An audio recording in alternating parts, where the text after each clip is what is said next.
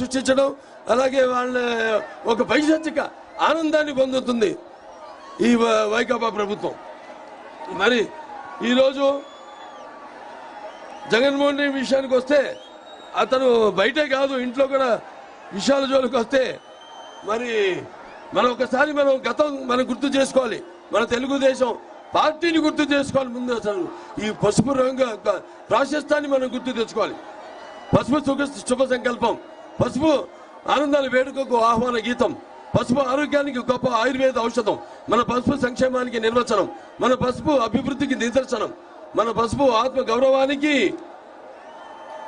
ఎగరేసే కేతనం, మన పసుపు ఆత్మాభిమానానికి నిలువెత్తు రూపం, మన పసుపు ఆత్మవిశ్వాసానికి నిజమైన సంతకం.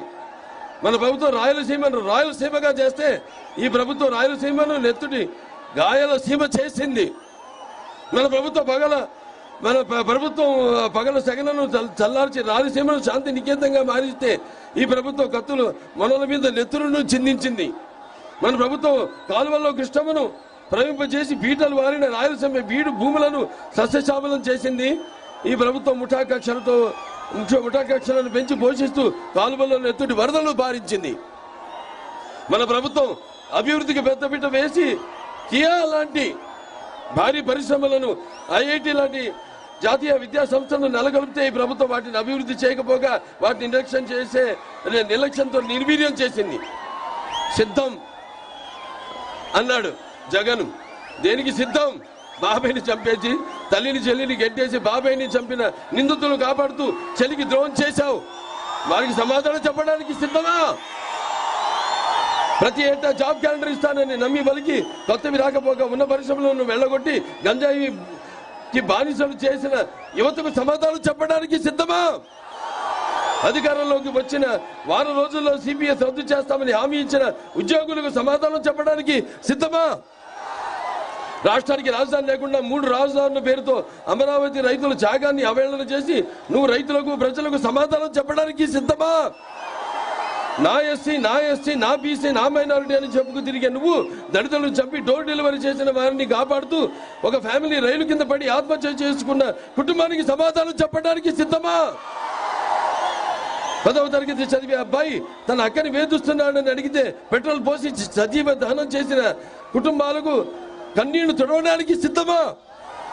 పోలవరాన్ని గోదావరిలో కలిపేసి నిన్ను నీ ప్రభుత్వాన్ని బ్లాక్ లిస్ట్ లో పెట్టిన కాంట్రాక్టర్లకు బిల్లులు ఇవ్వడానికి సిద్ధమా? వ్యవసాయ శాఖను మూసేసి రైతుల అప్పులలో ఆత్మహత్యల్లో దేశంలో ప్రథమ స్థానంలో నిలిపిన నువ్వు రైతులకు న్యాయం చేయడానికి సిద్ధమా? ఆర్టీసీ కరెంటు ఛార్జీలు పెంచి ఇంటి పన్ను, నీటి పన్ను, ఆస్తి పన్ను, ఆఖరికి చెత్త పన్ను పెంచేశావు. ఈ పన్నులు తగ్గించడానికి నువ్వు సిద్ధమా? మాయలు మోసాలకు మళ్ళీ సిద్ధమా? అరాచకాలకు అక్రమాలకు మళ్ళీ సిద్ధమా? రాబోయే 100 ఏళ్ల నాటి ప్రజలకు దొరకకుండా ఇసుక పాత్రలు తవ్వడానికి మళ్ళీ సిద్ధమా? లేకపోతే ఈ చీప్ లిక్కర్తో జే బ్రాండ్ మద్యాన్ని వరదలుగా భావిస్తూ మరో 1,00,000 కోట్ల దోపిడీకి మళ్ళీ సిద్ధమా? ఈ ప్రభుత్వం తయారు చేయించిన కల్చి మద్యాన్ని తాగించి వేల లక్షల మంది ఆడపడుచులు తాలి బొట్లను తెంచడానికి మళ్ళీ సిద్ధమా? సిద్ధం పేరుతో ప్రభుత్వం ధనం 1,600 కోట్లతో హోర్డింగ్ ఏర్పాట. ఈ నిధులను పెడితే అన్నమయ్య డ్యామ్ గేట్లు వచ్చేసేవి. హంద్రినీవా కాలువ అధునీకరణ పూర్తయ్యేది. మీకు అభివృద్ధి కావాలా? అరాచకం కావాలా?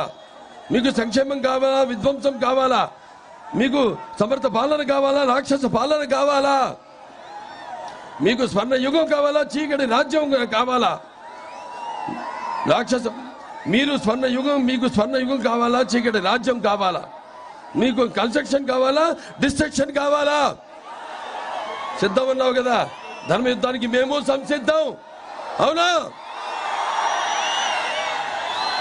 రాష్ట్ర అభివృద్ధిని నిలువెత్తి గోతులు పూడ్చి 100 ఏళ్లు వెనక నడిపించిన నీ పాలనకు చరమ గీత పాడుతూ సమరసింహ శంఖారావానికి ఉరకలెత్తిన ఉత్సాహంతో ఓటు అనే వజ్రాయుధంతో నీ రాక్షస పాలనను అంతమొందించడానికి మేము సంసిద్ధం. అవునా? నిన్ను నీ వైసీపీని పాతాళంలోకి తొక్కేయడానికి ప్రజలు, తెలుగుదేశం, జనసేన తమ్ముళ్ళు సిద్ధం.